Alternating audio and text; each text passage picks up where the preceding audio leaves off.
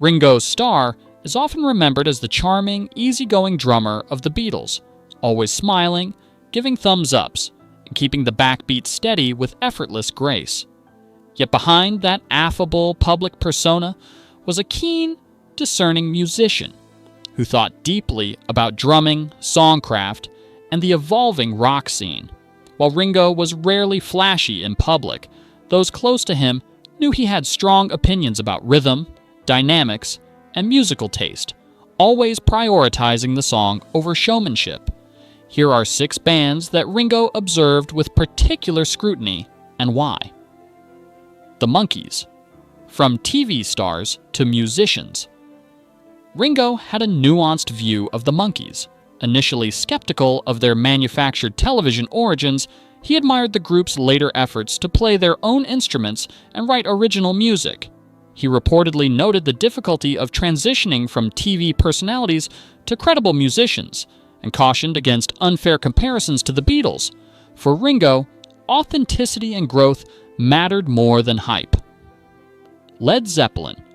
Power versus restraint. John Bonham's drumming impressed Ringo, but he had a different philosophy.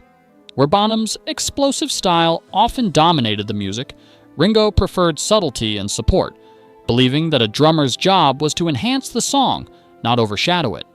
He admired skill, but valued taste, restraint, and musical judgment above sheer power. The Beach Boys. Rhythm in context. Ringo respected the Beach Boys for their vocal harmonies and innovation, yet he had specific thoughts about their rhythm section.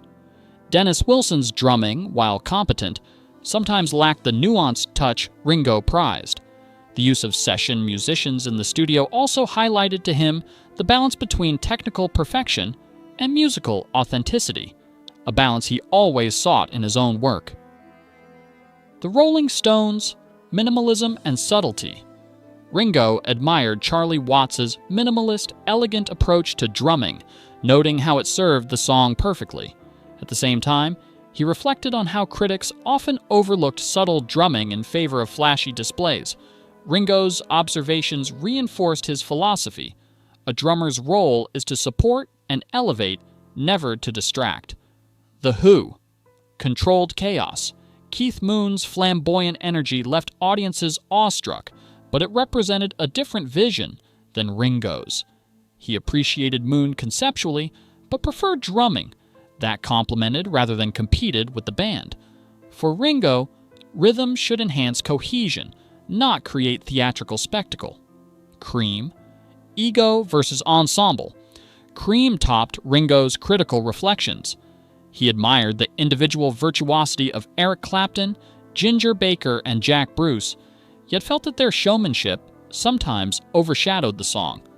To Ringo, ego should be secondary to storytelling, with the drummer providing structure and texture instead of dominance. Ringo Starr's perspective reveals a drummer deeply committed to musicality and collaboration. He celebrated talent and technical skill, but filtered it through one guiding principle: the song always comes first.